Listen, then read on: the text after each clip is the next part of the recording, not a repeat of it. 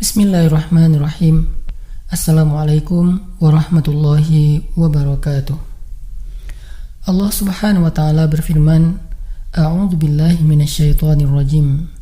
Bismillahirrahmanirrahim. Ya ayyuhalladzina amanu ista'inu bis-sabri was-salah.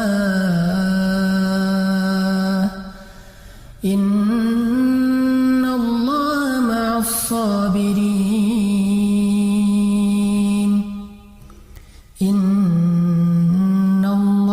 ma'as-sabirin. Wahai orang-orang yang beriman, mintalah pertolongan dengan sabar dan sholat. Sesungguhnya Allah bersama dengan orang-orang yang sabar. Kita sering mendengar ayat ini disampaikan oleh para ulama, para da'i, para ustadz, tentang bahwa salah satu di antara cara menjemput pertolongan Allah subhanahu wa ta'ala itu adalah dengan melakukan ibadah sholat. Pertanyaannya adalah, sholat yang seperti apakah yang bisa menjemput pertolongan Allah dalam kehidupan kita pada saat kita sedang mengalami ujian yang berat?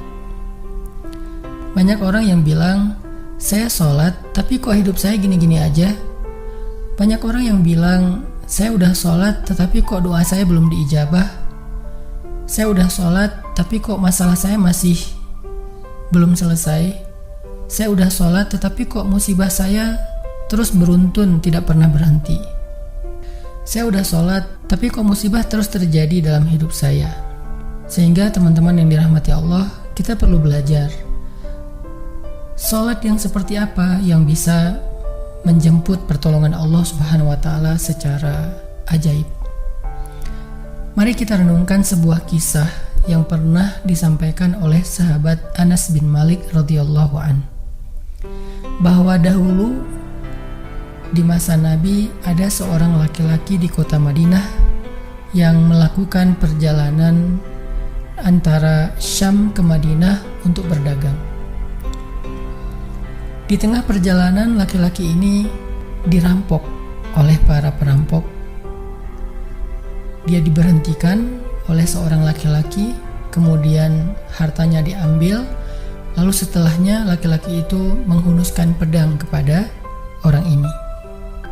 Pedagang ini mengatakan, wahai fulan, jika engkau menginginkan hartaku, ambillah, tapi biarkanlah aku melanjutkan perjalanan. Perampok itu mengatakan, adapun harta itu sudah menjadi milikku. Sekarang aku menginginkanmu, aku ingin membunuhmu. Merasa tidak punya pilihan, akhirnya pedagang ini mengatakan, wahai fulan, jika engkau ingin menyakitiku, membunuhku, maka lakukanlah. Tetapi sebelumnya, berilah aku kesempatan untuk melaksanakan sholat 2 rakaat. Lalu perampok ini mengatakan, ya sudah, kalau begitu, sholatlah, aku akan berikan engkau waktu sebentar. Maka pedagang ini pun mendirikan sholat dengan sholat yang sangat khusyuk. Di dalam sholat, laki-laki ini setelah membaca Al-Fatihah, dia membaca sebuah ayat di dalam surat An-Naml ayat 62. Apa ayatnya? Dia membaca kalimat, Amman yujibul muttarra idza da'ah.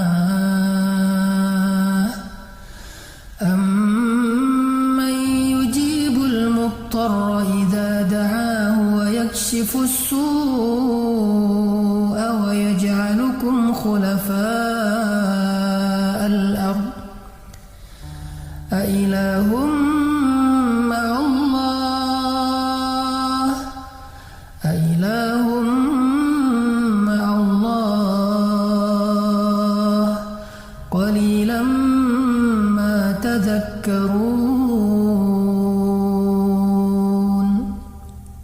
Bukankah dialah Allah yang memperkenankan doa orang yang dalam kesulitan apabila dia berdoa kepadanya, dan menghilangkan kesusahan dan menjadikan kalian sebagai khalifah di muka bumi? Apakah di samping Allah ada Tuhan lain yang patut disembah atau dimintai pertolongan? Sedikit sekali dari nikmat Allah yang kalian ingat. Shadaqallahul azim. Teman-teman yang dirahmati Allah Subhanahu wa taala, inilah ayat yang dibaca oleh pedagang tadi ketika dia sholat 2 rakaat. Dia membaca kalimat ini dengan penuh penghayatan dan perenungan. Dia mentadabburi ayat ini. Amma yujibul muttarra idza da'ah wa yakshifus su'. Bukankah dialah Allah yang memperkenankan doa orang-orang yang dalam kesulitan dan menghilangkan kesusahan? Dia menghayati ayat ini. Dia mentadabburi ayat ini. Sehingga muncullah rasa yakin di hatinya bahwa harapannya saat ini satu-satunya adalah Allah yang yujibul muttar. Dia dalam kondisi muttar, dalam kondisi kesulitan, dalam kondisi terancam. Muttar itu bisa bermakna terancam, kesulitan, kesusahan, dan berbagai macam makna dari ketidakberdayaan. Siapa yang yujibul muttar? Siapa yang akan memperkenankan doa orang yang tidak berdaya selain Allah? Wa yakshifus su', dan menghilangkan kesusahannya selain Allah. Maka mulai muncullah rasa yakin di dalam hati laki-laki ini setelah membaca ayat tersebut. Setelah selesai dia lakukan sholat, kemudian dia mengangkat kedua tangannya. Dia berdoa kepada Allah dengan menyebut nama-nama Allah yang mulia. Ya Rabbi, wahai Tuhan yang maha pengasih, wahai Tuhan yang maha penyayang, wahai Tuhan yang memiliki arsy yang mulia, wahai Tuhan yang menampakkan makhluk, wahai Tuhan yang maha mengembalikan, wahai Tuhan yang maha melaksanakan apa yang Dia kehendaki. Aku mohon dengan cahayamu yang memenuhi sudut-sudut arsy-Mu.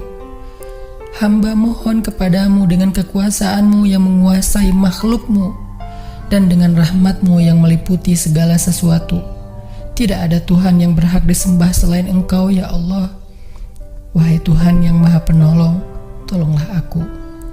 Laki-laki ini berdoa meminta kepada Allah dengan menyebut kebesaran Allah di arsy, menyebut cahaya-cahaya yang dimiliki oleh Allah yang meliputi arsy-Nya yang mulia. Tiba-tiba setelah selesai berdoa, muncullah seorang laki-laki dengan pakaian hijau bercahaya. Dia mengendarai seekor kuda berwarna abu. Dia mengeluarkan pedang. Lalu perampok tadi mencoba untuk menyerang laki-laki berkuda itu. Tetapi laki-laki berkuda itu menendang dengan kudanya sehingga perampok ini terhempas, terjatuh. Kemudian laki-laki tersebut membunuh perampok itu seketika. Kemudian pedagang itu bertanya, "Siapakah Tuan?" Lalu penunggang kuda itu menjawab, "Ketahuilah, saya adalah malaikat yang turun dari langit ketiga. Ketika kamu berdoa kepada Allah kali yang pertama, kami para malaikat mendengar suara gemerincing dari pintu-pintu langit. Sehingga para malaikat bertanya-tanya, apa yang sedang terjadi? Tiba-tiba muncullah doamu yang kedua, hingga pintu-pintu langit terbuka dan nampaklah cahaya yang sangat benderang. Dan di doamu yang ketiga, datanglah malaikat Jibril kepada kami seraya berseru, siapakah di antara kalian wahai para malaikat yang mau menolong hamba Allah itu? Lalu aku memohon kepada Allah agar Ia mengizinkanku melaksanakan tugas ini. Wahai hamba Allah, ketahuilah, barang siapa yang berdoa dengan doa yang engkau baca tadi ketika dalam kesedihan, penderitaan, dan dalam keadaan sedang susah, maka Allah akan melepaskannya dari kesedihan dan akan menolongnya."